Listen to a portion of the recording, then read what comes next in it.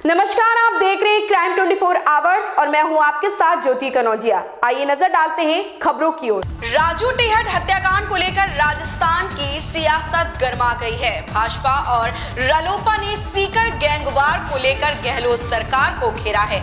वहीं सांसद सुमेधा नंदन सरस्वती ने मृतक ताराचंद के परिवार से भी मुलाकात की है। गुजरात सरकार ने शीर्ष अदालत से धार्मिक स्वतंत्रता अधिनियम 2003 की धारा 5 से गुजरात हाई कोर्ट की रोक हटाने की भी मांग की है, जिसके तहत कहा गया है कि विभाग के माध्यम से होने वाले धर्मांतरण के लिए मजिस्ट्रेट की अनुमति अनिवार्य होनी चाहिए। उत्तर प्रदेश सरकार सोमवार से शुरू हो रहे विधानसभा सत्र में 50,000 करोड़ से ज्यादा का अनुपूरक बजट का प्रस्ताव पेश कर सकती है। इसके लिए वित्त विभाग के अधिकारी जुटे हुए हैं। अंतर्राष्ट्रीय विकलांग दिवस के अवसर पर महाराष्ट्र के मुख्यमंत्री एकनाथ शिंदे ने दिव्यांग विभाग के गठन की घोषणा की। उन्होंने कहा कि ऐसा करने वाला महाराष्ट्र देश का पहला राज्य है। नए विभाग के लिए राज्य सरकार ने 2063 पद सृजित किए हैं। केंद्र सरकार की ओर से महिला सशक्तिकरण, सुरक्षा व बचाव के लिए अम्ब्रेला मिशन शक्ति की शुरुआत की गई है। केंद्र से इस संबंध में नए दिशा निर्देश जारी किए गए हैं, जिसे देखते हुए यह निर्णय लिया गया है।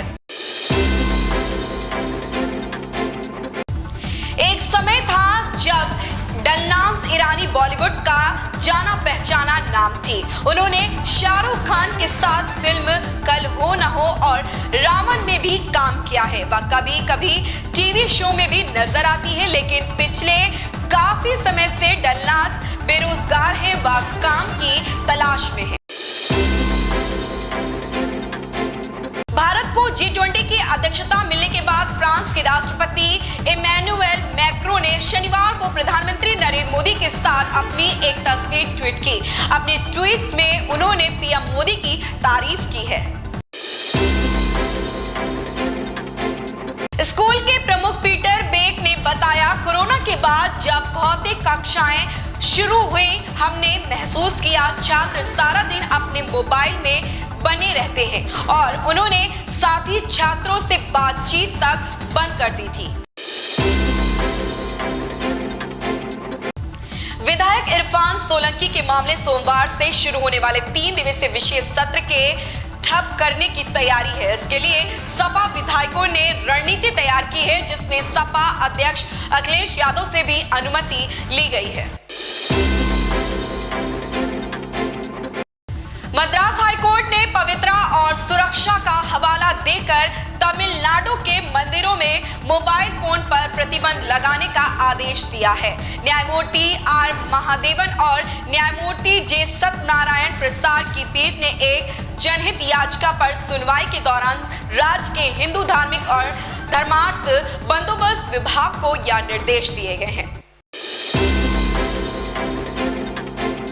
मुख्यमंत्री योगी आदित्यनाथ 3 दिवसीय दौरे पर गोरखपुर आए हुए हैं। रविवार की सुबह गोरखनाथ मंदिर के हिंदू सेवाश्रम में जनता दरबार लगा। मौके पर मौजूद अधिकारियों को सीएम ने निर्देश दिया कि हर किसी के साथ न्याय होना चाहिए। जनता दर्शन में बड़ी संख्या में जमीन जायदाद और इलाज के मामले आए। मुख्यमंत्री ने जनता दर्शन में मौजूद अधिकारियों को जमीन की समस्या का समाधान जल्द से जल्द करने का निर्देश दिया।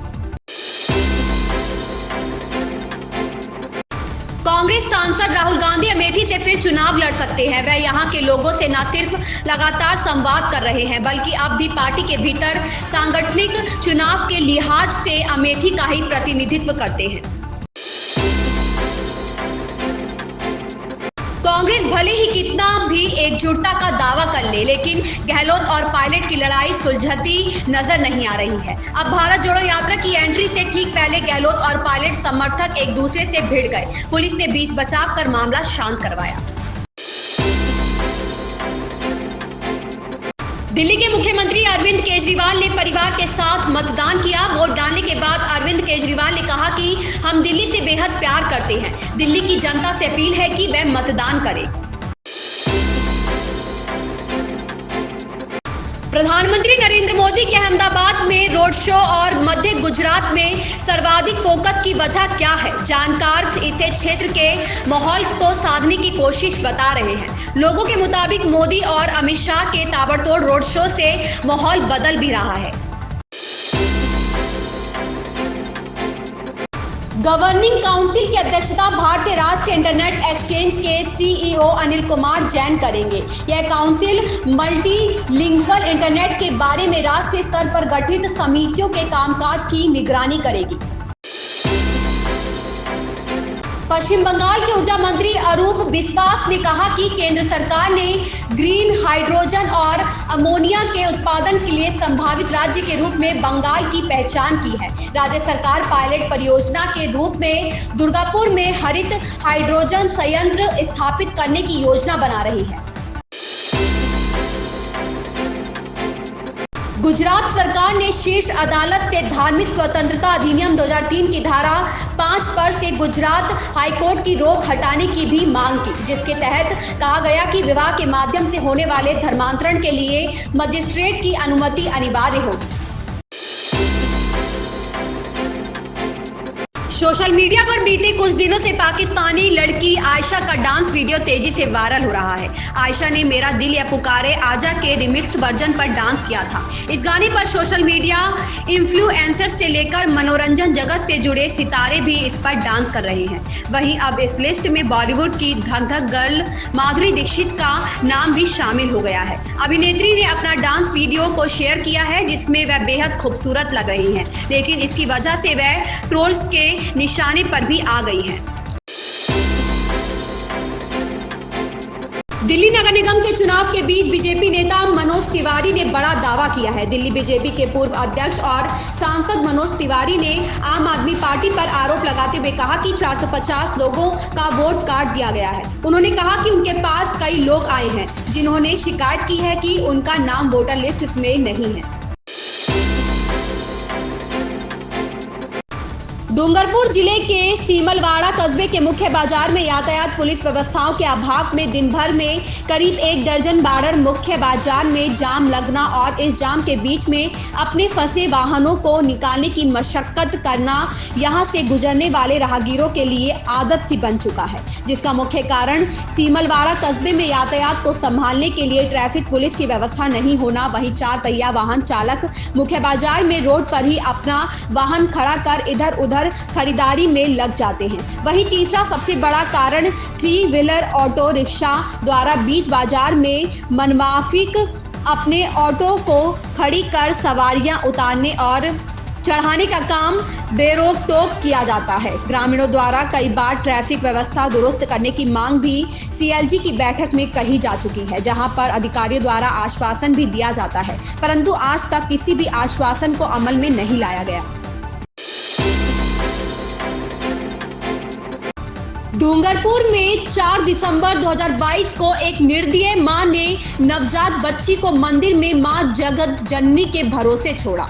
एक बार फिर ममता को शर्मसार किया। ममता को एक मां ने माता रानी के मंदिर में छोड़ गई अपनी नवजात बच्ची को, एक पत्थर दिल मां। नवजात को देखने भीड़ लगी। मंदिर में मौके पर मौजूद लोगों से सूचना मिलने पर पुलिस ने मौके पर पहुंच नवजात को कब्जे में लेकर जिला अस्पताल के मातृ एवं शिशु अस्पताल में भर्ती करवाया। फिलहाल नवजात बच्ची मेडिकल टीम की देखरेख में स्वस्थ है। डूंगरपुर जिला मुख्यालय पर रोडवेज डिपो के पास स्थित माताजी के मंदिर में रविवार सुबह करीब 6 बजे एक नवजात बच्ची के मिलने की घटना सामने आई। बच्ची पर सबसे पहले नजर पास में ही चाय की दुकान चलाने वाले व्यक्ति की तब पड़ी जब सुबह की शुरुआत मंदिर में मां के दर्शन लाभ लेने की मंशा से गया हुआ था। वहां उसने पहले बच्चे की रोने की आवाज सुनी, फिर मंदिर में नवजात बच्ची को शॉल में लपेटे हुए जमीन पर देखा। घटना की जानकारी आग की तरह फैल गई। मौके पर नवजात बच्ची को देखने लोगों की भीड़ बढ़ गई। पुजारी और चाय व्यवसायी ने कोतवाली पुलिस को सूचना दी। पुलिस मौके पर पहुंचने तक सब्जी बेचने वाली एक मां ने बच्ची को अपनी छाती से लगाकर ठंड से उसकी रक्षा करती रही। पुलिस ने मौके पर पहुंच नवजात बच्ची को कब्जे में लेते हुए जिला अस्पताल के मातृ एवं शिशु अस्पताल ले गई, जहां डॉक्टरों ने SNCU वार्ड में भर्ती किया, जहां नवजात बच्ची की हालत अच्छी बताई जा रही है। मारपीट रोकने गई पुलिस से धक्का मुक्की।